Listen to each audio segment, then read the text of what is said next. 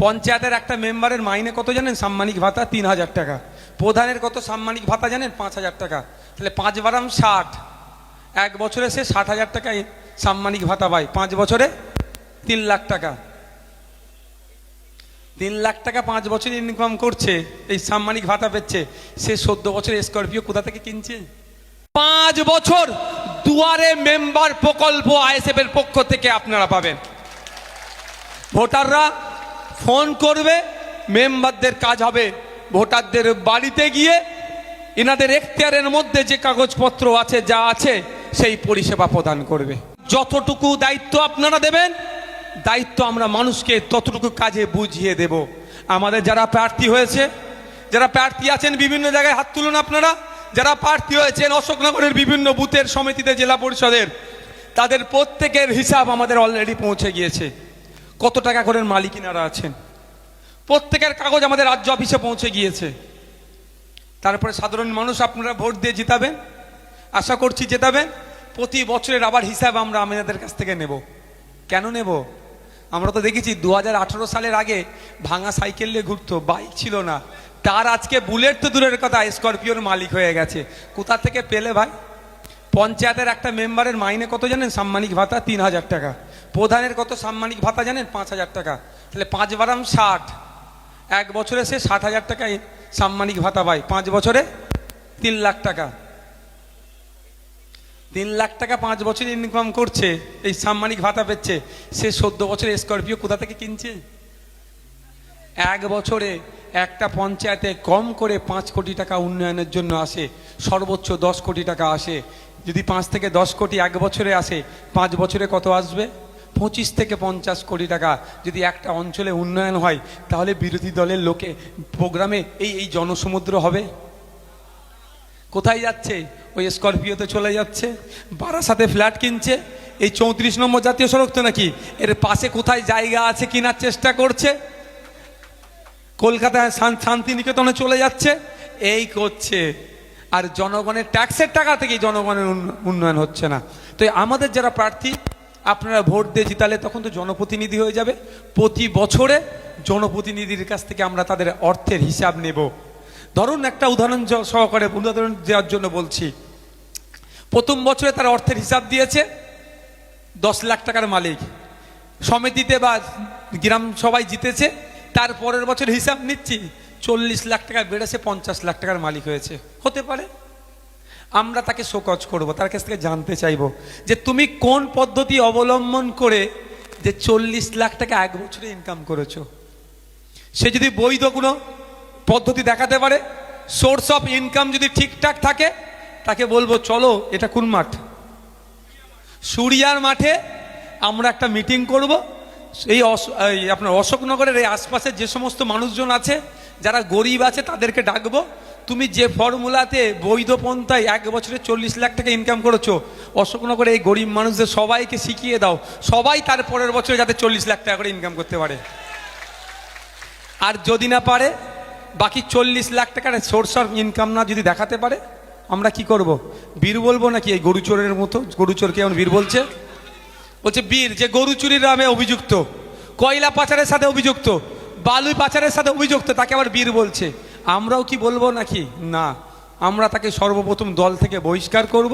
তারপরে পরেই অশোকনগর থানাতে রিটেন কমপ্লেন দেব যে দেখুন জনপ্রতিনিধি, এর 2022-23 অর্থবর্ষে এই ইনকাম, আর 23-24 অর্থবর্ষে এই ইনকাম, এ কোথা থেকে পেলো? থানাকে বলবে একটা ইনকোয়ারি করতে, আর ইডির কাছে একটা চিঠি পাঠাবো ইনকোয়ারি করতে। অর্থাৎ একে তুলে জেলের মধ্যে রাখো, এ বাইরে থাকার যোগ্য নয়। এটা করবে, এটা আমরা বলবো। এই দায়িত্বটা আমরা নিচ্ছি। এটা ইন্ডিয়ান সেকুলার ফ্রন্ট, এটা কোনো টিএমসি বা অন্য কোনো দল নয়, এটা ইন্ডিয়ান সেকুলার ফ্রন্ট। এই সমাজ ব্যবস্থা আনবে, তার বিরুদ্ধে আমরা আইনত ব্যবস্থা নেব। প্রয়োজনে ইডিকে চিঠি করব তদন্ত করার জন্য, একে জেলের মধ্যে রাখার জন্য বলবো। কিন্তু এটা কি তৃণমূল বুক ঠুকে বলতে পারবে? যদি বলার হয় সর্বোচ্চ কে বলবে?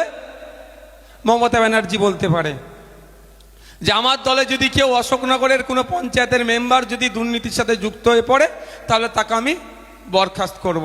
ইতিপূর্বে কতজন হয়েছে দেখেন না, চাকরি চুরির সাথে যুক্ত, বলছেন না ও দোষ করেনি। অমুকের সাথে যুক্ত, না ও বীর, তমুকের সাথে যুক্ত, না ও এই সেই।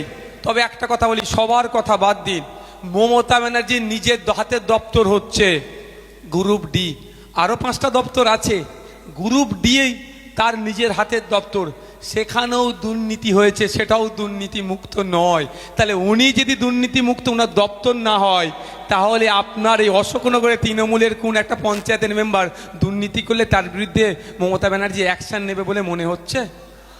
তাহলে সেই মেম্বার তো বলবে, দিদিমণি আপনি তো আমার বিরুদ্ধে অ্যাকশন নেবেন, নেন, আগে আপনার দপ্তরে দুর্নীতি হয়েছে সেই জন্য কলকাতার রাজপথে ছেলে মেয়েরা আন্দোলন করছে, আগে দুর্নীতি মুক্ত আপনার দপ্তরটা করুন, তারপরে আমাদের পঞ্চায়েতের মেম্বারের দিকে তাকাতে আসবেন।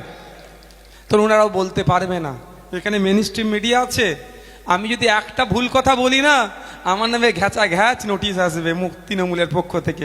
শুধু অপেক্ষায় আছে নওশাদ সিদ্দিকের রাগায় দুটো কিছু বাজে কথা বলে ফেলুক না, দেখুন হই হই করবে, ছেড়ে দেবে। কে কাকে মার্ডার করেছে সেখানে আমার নাম ঢুকিয়ে দিয়েছে, তো ও নিয়ে আমি ভেঙে পড়ি না, ও নিয়ে আমি ভেঙে পড়ি না। তবে এত মিডিয়ার সামনে আমি অন ক্যামেরা বলছি, মমতা ব্যানার্জির নিজের দপ্তর গ্রুপ ডি, আমি চ্যালেঞ্জ করেছিলাম মমতা ব্যানার্জি প্রেস কনফারেন্স করে শুধু এইটুকু বলে দিক তার দপ্তরে দুর্নীতি হয়নি। মাস 3 হয়ে গেল এই চ্যালেঞ্জ করেছি, এখনো পর্যন্ত কিন্তু তার সৎ সাহস হয়নি কনফারেন্স করে বলা, নিশ্চয় ডাল মে কুছ কালা হ্যায়। আর তিনি নাকি পঞ্চায়েতের মেম্বারকে দুর্নীতি মুক্ত করবে, তো ওদের কথা বাদ দেন। তো আমি আমার প্রার্থী যারা আছেন, আইএসএফ যারা প্রার্থী আছেন, তাপসবাবু যারা প্রার্থী আছেন, আমাদের সায়নদার যারা প্রার্থী আছেন, আমাদের যারা প্রার্থী, আমরা জনগণের যারা প্রার্থী আছে, তাদের দায়িত্ব আমি নিচ্ছি বা আইএসএফ নিচ্ছে। এরা ভোটের সময় যে ধরনের বাড়ি বাড়ি গিয়ে মানুষের কাছ থেকে ভোট চাই, প্রত্যেকটা প্রার্থী বাড়ি বাড়ি গিয়ে ভোট চাই, তো এনারাও যাবে। ভোট মিটে গেলে আমরা কি দেখেছি, ভোটের সময় নানা জ্যাঠা চাচা মামা দাদা খালা নানি যা মুখে আসবে বলবে দোয়া করো আশীর্বাদ করো, ভোটটা দাও, তোমাদের জন্য এই করে দেবো সেই করে দেবো, করে দেওয়া তো দূরের কথা, একটা সার্টিফিকেটের জন্য যদি যায়, রেসিডেন্সিয়াল সার্টিফিকেটের জন্য যদি যায়, তাকে কতদিন ঘুরতে হয় আপনারা জানবেন, আর 500,000 টাকার কমে না দিলে তাদের সার্টিফিকেটও পান না। তবে আমি দায়িত্ব নিয়ে বলছি, আইএসএফের প্রার্থীদেরকে আপনারা জেতালে, যেমন এখন ভোটের সময় মানুষের দাঁড়ে দাঁড়িয়ে যে ভোট চাইছে, 5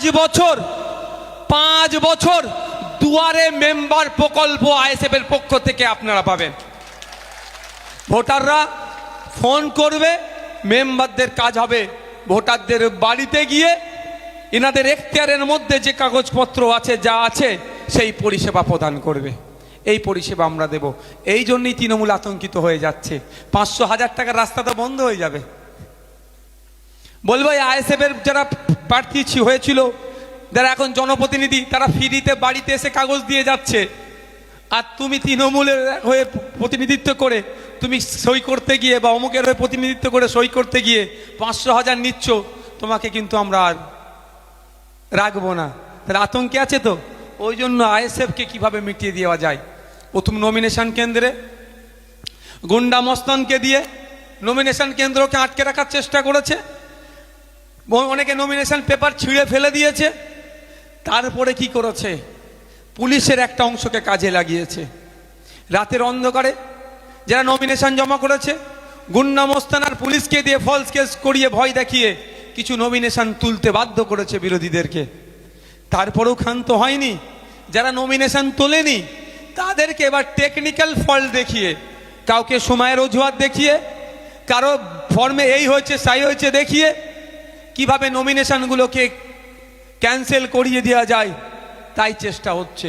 ভাঙড়ে দেখেছেন হঠাৎ 20 তারিখে 82 জন প্রার্থীর নাম উধাও হয়ে গেল,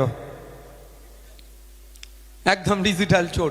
হঠাৎ কে করেছে, আধিকারিকরা করেছে, হঠাৎ 82 জনের নাম উধাও।